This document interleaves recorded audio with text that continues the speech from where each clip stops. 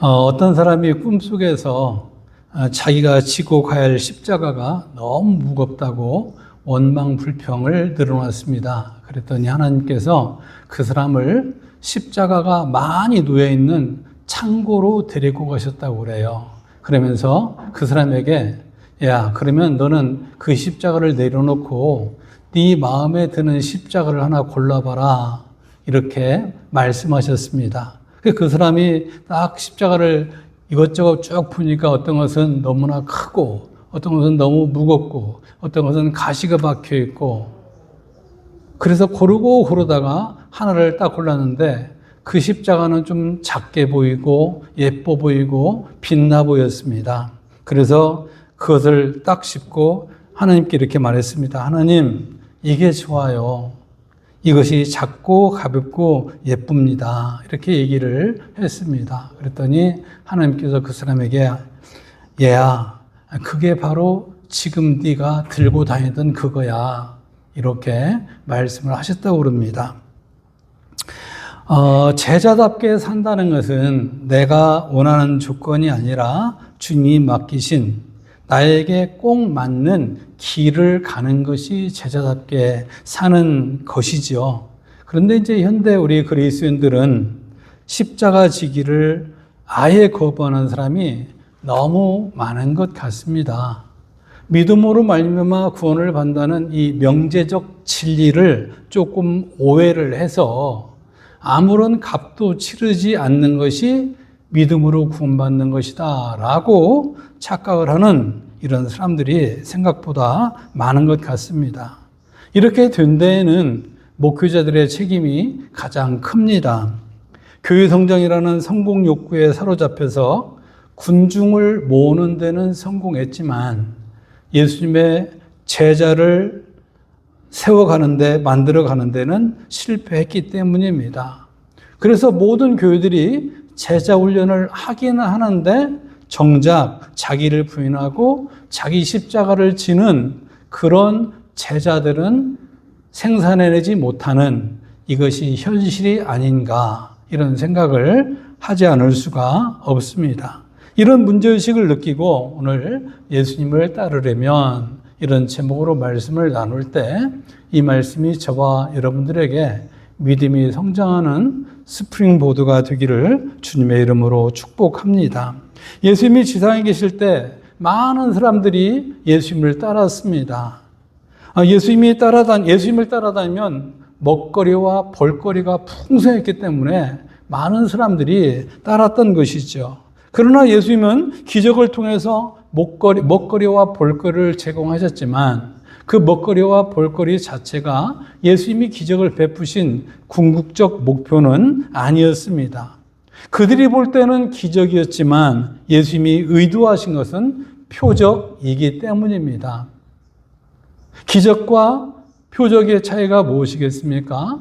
기적은 말 그대로 인간의 능력으로 설명할 수 없는 초자연적인 어떤 현상, 신비스러운 일, 이런 것들이 기적이죠.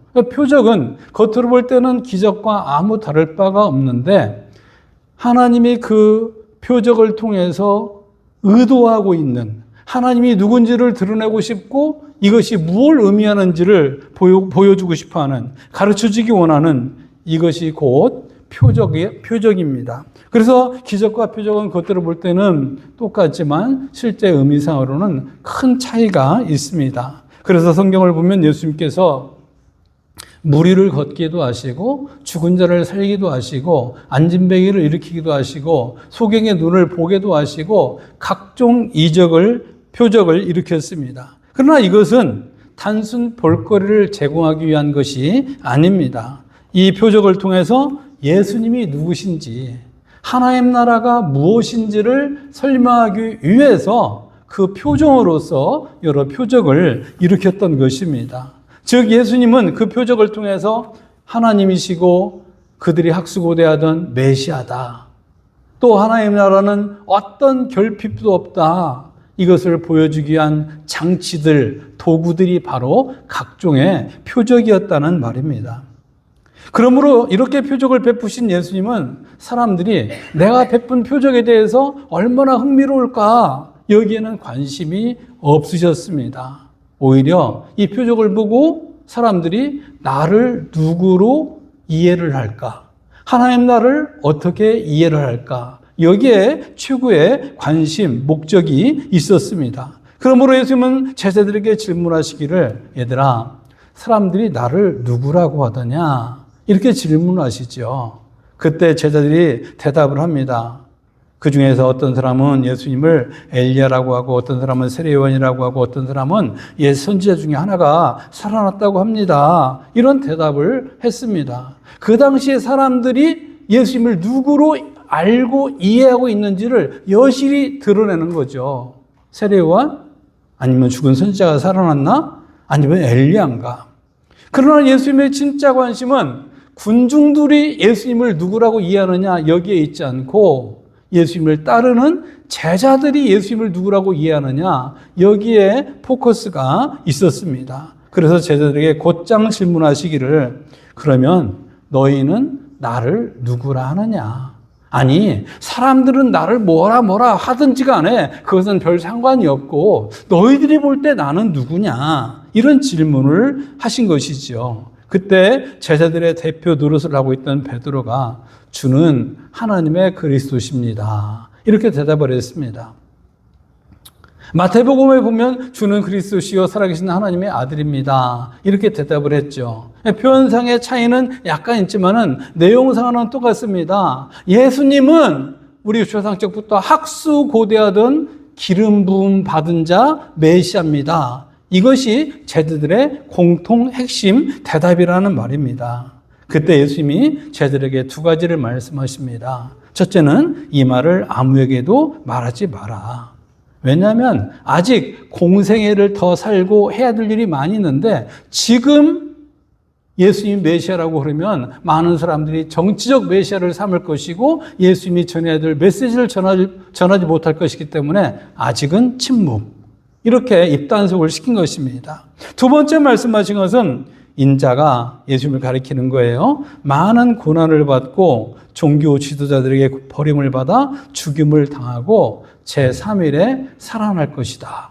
예수님의 고난과 예수님의 부활을 동시에 밝히셨습니다. 이렇게 밝힌 이유는 이제 뭐냐? 사랑하는 제자들아, 너희들이 주는 하나님의 기름 부음 받은 자 그리스도십니다라고 멋진 이 고백을 했는데, 그렇다면 너희들이 어떻게 살아야 되겠니? 이 얘기를 말씀하고자 하는 것입니다. 이제 제자들은 고난의 문을 통과하고 부활의 영광을 누릴 것인지, 아니면 고난을 피하고 부활의 영광도 포기할 것인지 선택하고 결단해야 된다. 이 말씀인 것이죠. 다른 말로는 구경이나 하고 떡이나 얻어 먹는 군중으로 남을 것인지, 아니면 예수님의 제자의 길을 걸을 것인지 이제는 결단해라. 이런 말씀인 것입니다. 그러므로 너희들이 주는 하나님의 그리스도십니다 라고 고백을 했는데, 그 입술의 고백을 삶으로 증명해 봐라. 십자가를 짐으로, 자기를 부인함으로 믿음의 진정성을 드러내 봐라. 이것이 제자란다. 이것을 가르쳐 주시기 원하셨던 것입니다. 그래서 이제 오늘 본문으로 넘어오면 곧장 제자도의 세 가지 그 개념, 무엇이 제자냐, 어떤 사람이 제자냐, 이것을 말씀해 주고 있습니다. 이 세 가지 제자도가 23절에 나타나는데, 23절을 다 같이 읽어보겠습니다. 시작. 또 무리에게 이르시되 아무든지 나를 따라오려거든 자기를 부인하고 날마다 제 십자가를 지고 나를 좇을 것이니라. 잠시 그 말씀을 앞에 띄워 놓으시고요. 여기서 첫 번째로 말하는 제자들은 자기를 부인하는 것입니다. 여러분, 자기를 부인한다는 것이 무엇이겠습니까? 어원적으로는 자기를 부정하면서 자기 뜻을 내려놓는다. 그런 의미를 가지고 있습니다. 자기를 부정하며 자기 뜻을 내려놓는다. 이것은 자기 혐오나 자존감을 포기하라는 말이 아닙니다. 자기 중심적인 삶이 아니라 하나님 중심적인 삶을 살아야 된다. 이 말이 드는 것이죠. 지금까지는 내가 내 인생의 주인이라면 이제는 예수님을 내 인생의 주인으로 모시고 내 생각, 내 뜻, 내 경험, 내 지식보다는 하나님의 말씀, 하나님의 뜻을 우선시하는 삶, 이것이 자기를 부인하는 것이라는 거예요. 따라서 우리가 내 뜻대로가 아니라 내 지식, 내 경험대로가 아니라 하나님의 뜻을 내 삶의 원칙으로 삼고 하나님 중심적으로 삶을 사는 그 사람에게서는 예수님의 향기가 날 수밖에 없는 것입니다. 여러분, 그런데 이렇게 자기를 부인하는 삶, 내 중심의 삶이 아니라 하나님 중심의 삶을 사는 삶이 쉽겠습니까? 어렵겠습니까? 어렵죠. 왜냐하면 인간은 다 자기 나름대로 주관이 있고 경험이 있고 지식이 있고 자기 잘난 맛에 사는데 그런 인간적 본능을 내려놓고 예수님의 뜻을 따른다는 것이 얼마나 어려운 일이겠습니까? 그래서 사실 교회에서 벌어지는 모든 문제의 그 근원에도 보면 겉으로는 이것저것 문제라고 그러지만은 가만히 들여다보면 그 모든 문제의 근원에는 자기를 부인하지 못하는 이 마음들이 깔려 있다는 것을 우리가 얼마나 많이 경험하고 알고 있습니까? 자기를 드러내고 싶은데 자기 주장이 반영되지 않으니까 고집과 아집을 부리면서 감정이 상하고 마음이 상하고 그래서 교회의 분열이 이루어지는 일들이 흔한 일들입니다. 그러나 성숙한 성도, 건강한 교회는 특정인의 은혜 좌우되지 않고 예수님의 로드십과 헤드십이 분명하게 드러납니다. 그래서 우리 교회 친교실에 예수님이라면 어떻게 할까? 이 현수막에 쓰여 있잖아요. 걸려 있잖아요. 그러니까 우리 교회는 적어도 정말로 예수님의 뜻이 무엇인지를 분별하고 내 중심이 아니라 예수님 중심으로 살아가는 교회가 되자. 그런 의미로 범사에 내 경험은, 내 지식은 이것이 아니라 예수님이라면 어떻게 할 것인가. 이 기준을 가지고 살자는 취지입니다. 그런데 이렇게 자기를 부인하기가 쉽다고 했습니까? 어렵다고 했습니까? 어렵습니다. 그러나 자기를 부정하는 것이 쉽지는 않지만 불가능하지도 않습니다. 예수님께서 그것을 보여주셨잖아요. 누가복음 22장 42절을 보면 예수님은 겟세마네 동산에서 십자가를 질 일을 목전에 두고 있습니다. 이제는 못 박혀 죽어야 되는 그 일이 문턱에 다가와 있습니다. 그 순간에 예수님이 뭐라고 기도하셨습니까? 같이 한번 읽어보겠습니다. 시작. 가라사대 아버지여, 만일 아버지의 뜻이거든 이 잔을 내게서 옮기시옵소서. 그러나 내 원대로 마옵시고 아버지의 원대로 되기를 원하이다 하시니. 십자가 고난을 피하고 싶은 것은 본능에 속한 거잖아요. 아프잖아요. 죽어야 되잖아요.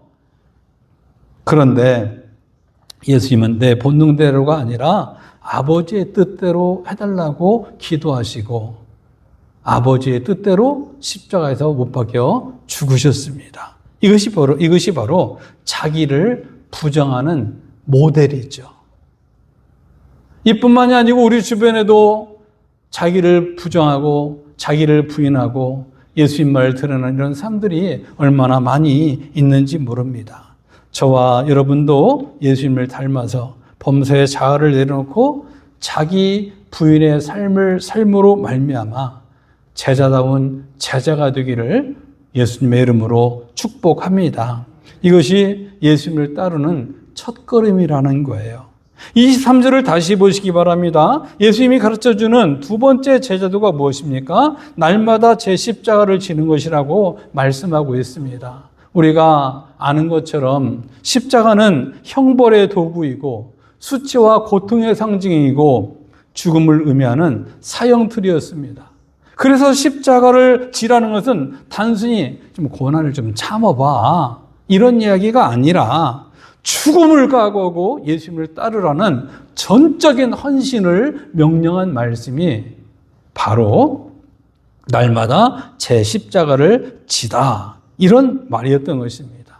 그런데 누가복음 23장 26절을 보면 구레네 사람 시몬이라는 사람이 등장하죠.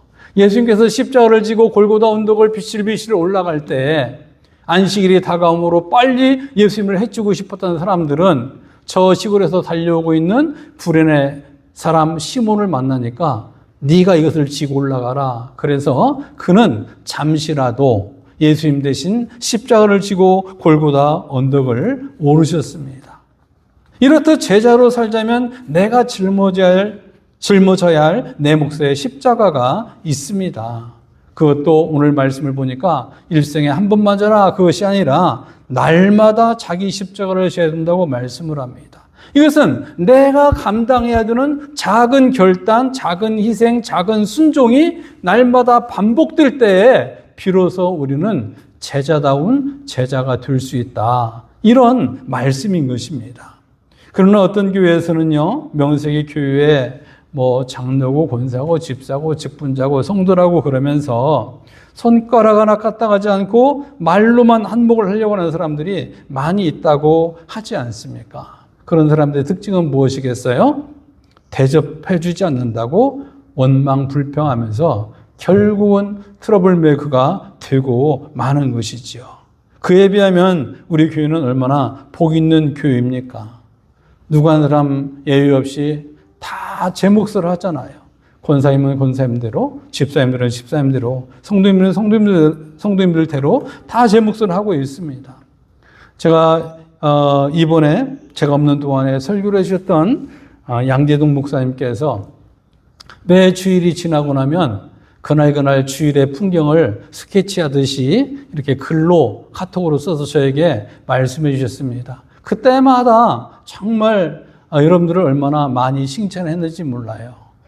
너무나 우리 권사님 집사님들이 앞장서고 있다고, 또 누구 한 사람 방관하는 사람이 없고 그렇게 교회가 따뜻하게 열심히 신앙생활을 하고 있다고 얼마나 칭찬을 많이 했는지, 목사님은 교회가 규모는 작지만 목표를 성공한 것 같습니다. 이런 이야기를 해서 제가 참 위로가 되고 기분이 좋았습니다. 저 또한 제가 한국에서 만났던 사람들에게 우리 교회는 이런 교회입니다. 그러면서 여러분 자랑을 참 많이 했습니다. 우리가 알지만 우리가 규모가 작으니까 서로 너무나 잘 알잖아요. 그래서 얼마나 다 각자의 몫을 다 하려고 애를 쓰고 있는지 우리 모두가 잘 알고 있습니다. 하나님께서 이런 모습을 보실 때 얼마나 기뻐하시겠습니까? 자기 십자가를 진다는 것이 갑자기 여기서 뛰어내려서 목숨을 걸어라 이런 이야기가 아니라, 앞에서 말씀을 드린 것처럼 작은 결단, 작은 희생, 작은 순종, 작은 헌신을 통해서 꾸준히 그 길을 가는 것, 이것이 곧 자기 십자가를 지는 것이지요. 저와 여러분들이 이런 은혜가 우리 예수님이 오시는 그날까지 계속될 수 있기를 주님의 이름으로 축복합니다. 23절에서 가르쳐주는 세 번째 제자도는 나를 좇으라 이렇게 말씀하고 있습니다.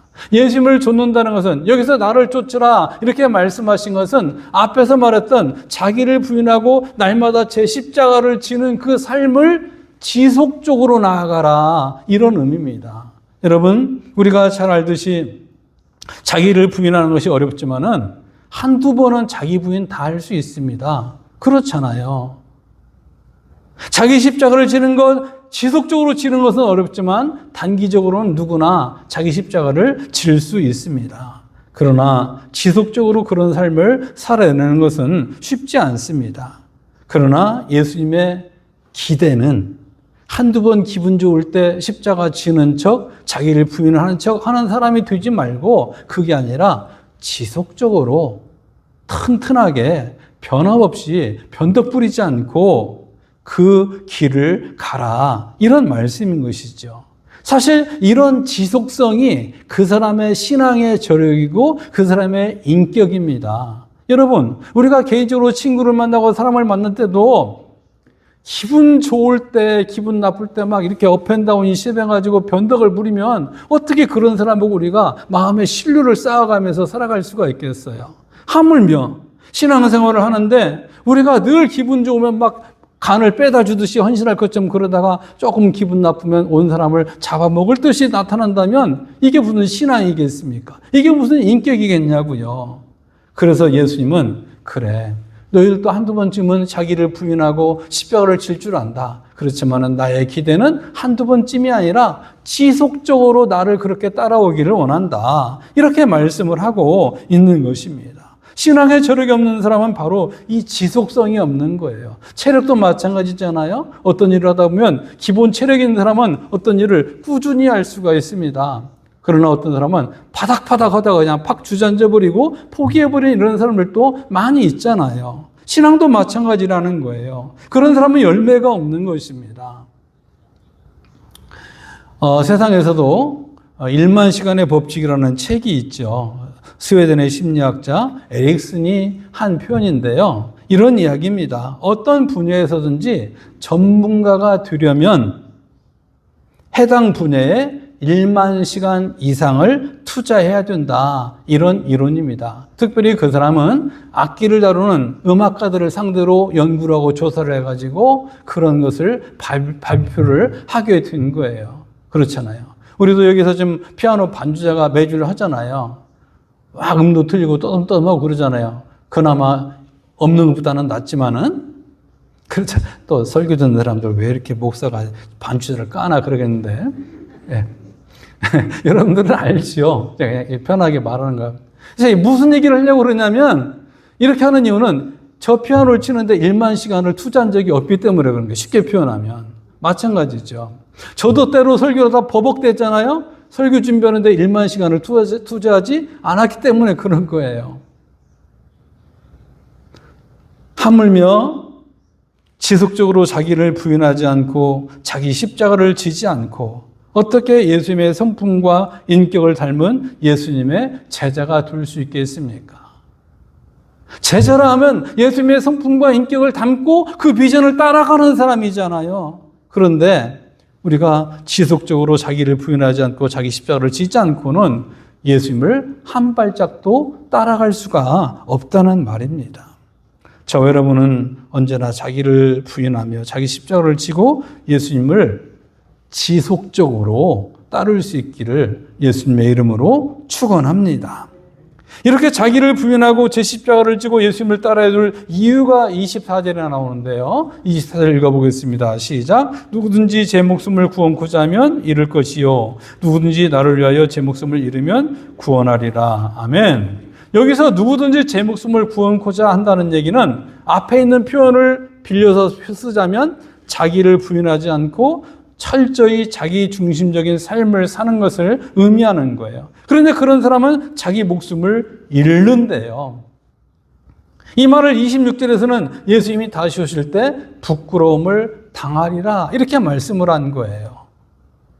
자기 중심적으로 산 사람은 이 땅에서 잠시 성취감을 느끼며 살지는 모르지만 하나님 앞에서는 하등의 가치가 없다는 거예요.